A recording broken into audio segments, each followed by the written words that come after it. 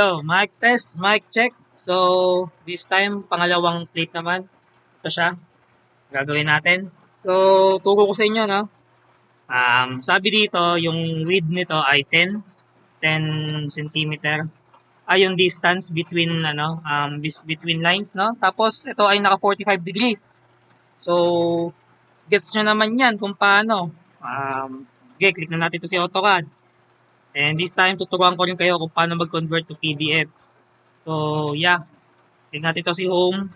Pero before that, lagi nyo check yung units niya. Click units. Decimal. Mas maganda, 0 na lang.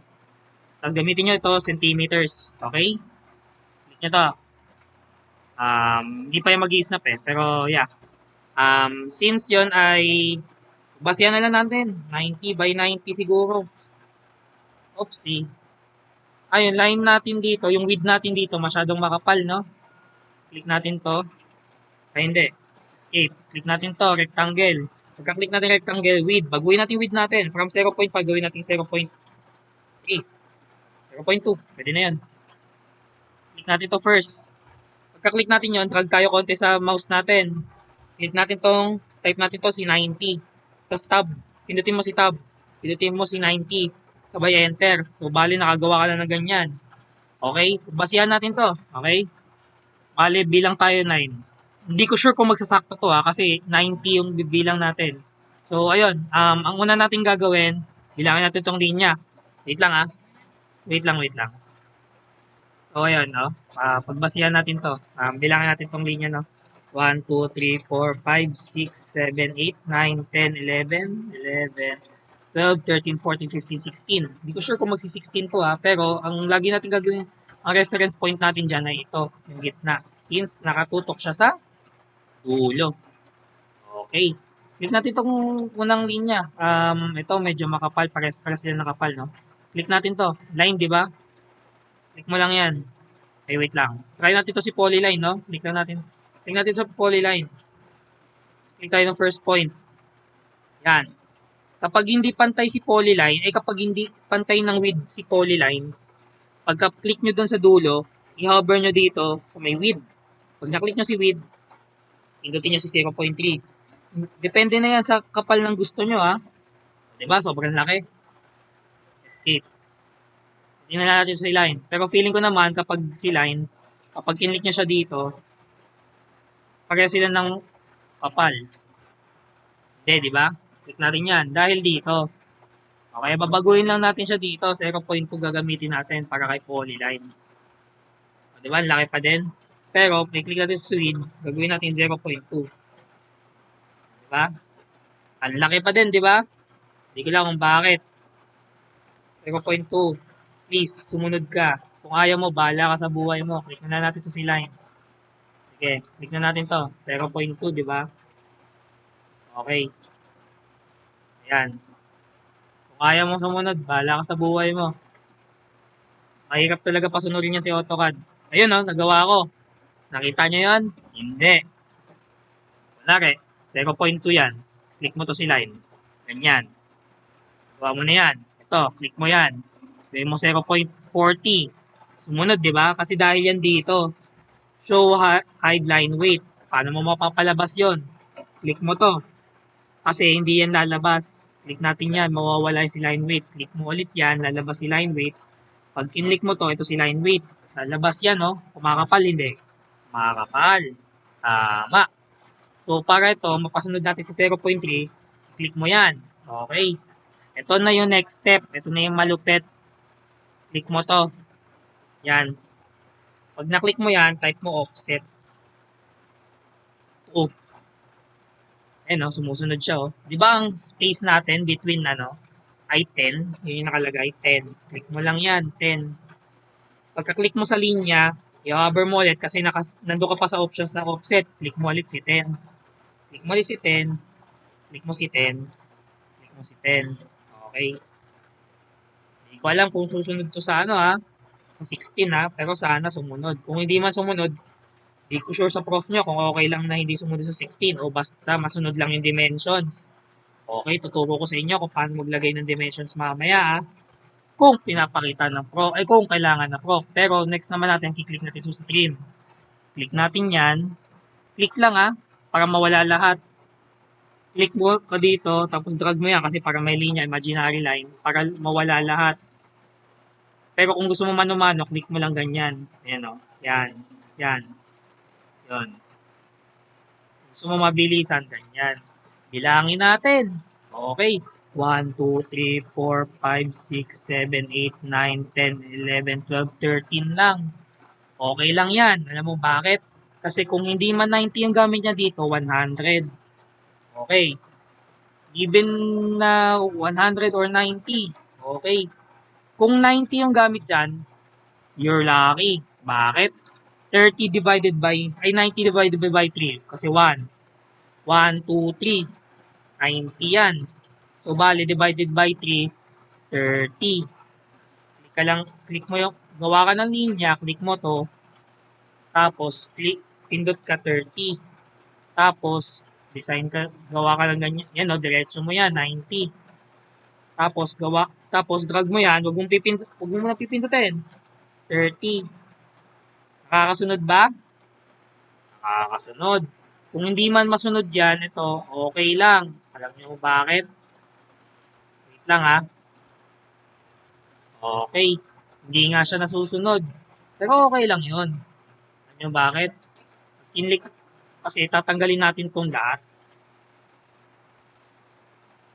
Okay. Pag natanggal natin tong lahat, wait lang kailangan makakonect siya doon. Ganon yan mangyayari dyan Click mo na lang tong si line. Ganyan mangyayari dyan, no? Diba?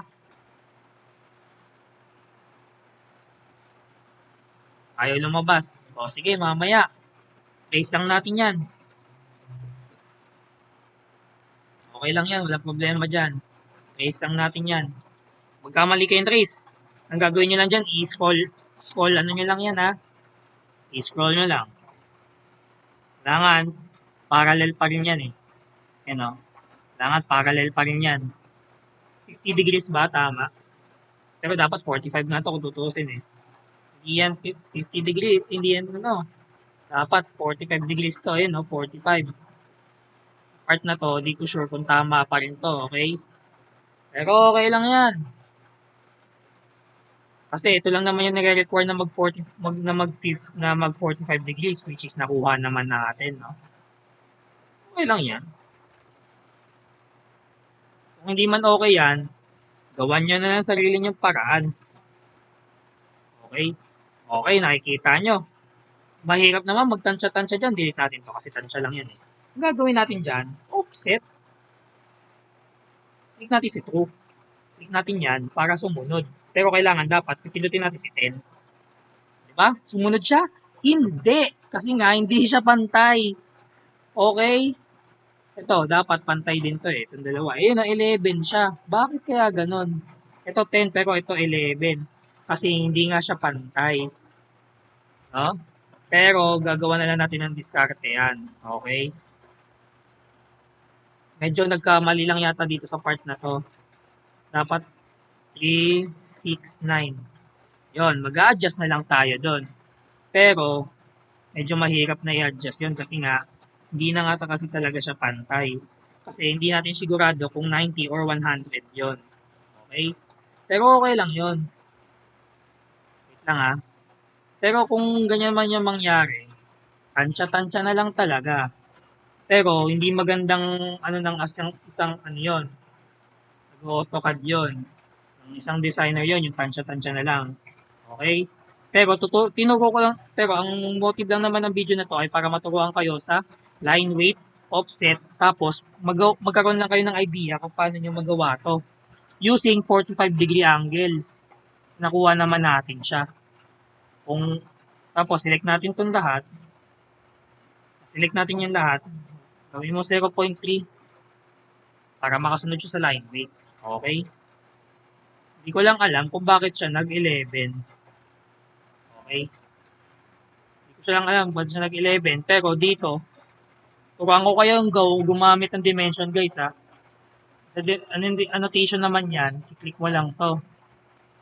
Wait lang ito. Click mo lang yan. Manage dimension styles. para makasunod, modify mo na lang yan. Tapos, ang gagawin mo dito, 0. Okay? Tapos, yung laki ng text, at malaki yan. Hindi naman ganyan kalaki. Gawin na natin 0.5. Okay, 0.3, pwede na yun. 0.5. Pwede na siguro yan, 0.5. Symbols and arrows. Pwede na yan siguro. Gamit na lang tayo. Okay. Close. Dimensions. 14. Hindi pwede mag-14 yan. So, ang gagawin mo, click mo to. Gagawin mong align. Okay? Yan o. Pakak. Nakuha natin yung 10. Okay? Pero, medyo alanganin kasi nga nakatagilid siya. Pero, gagawa natin ng paraan yan. Sisakita natin kanina na medyo maliit. Ito, i-click natin ito sa standard. Gawa tayo ng midpoint. Pero okay lang yan. Sige, pwede na yan. Sige, pwede na yan. At least, nakuha natin si 10. Tapos, wait lang ha. Okay. Kung hindi natin makuha, medyo maliit, modify pa rin natin. No? Wait lang ha. Yung text ay 0.5. Gawin natin 2. Hindi, 1.5 na lang. Masyadong malaki yung 2. Okay. Close. Tapos, click natin to si Angular. Dapat nga may, yan o. Yan. Pwede natin gamitin to. May makikita kayong 10 dyan. Hindi siya daya, pero it is what it is. Okay.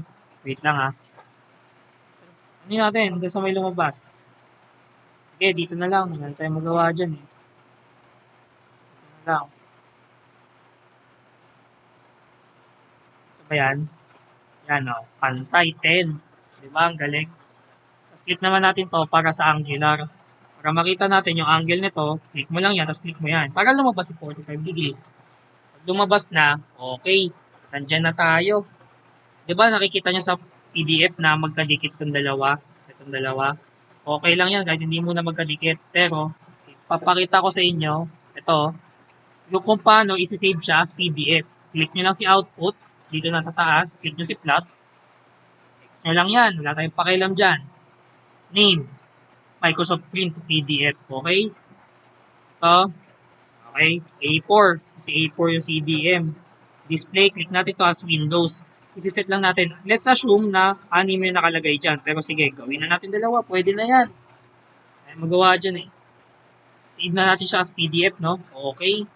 Tayin na natin siya na ma-save. Gawin na natin siyang mahjong. Yan. Click na natin yan. Overwrite na lang natin yan. Wala na akong pakialam dyan. So, ayun. Kung makita natin yan, kung lalabas yan, papakita ko sa inyo kung ano yung pinalabasan. Okay? Pause natin. So, ayun.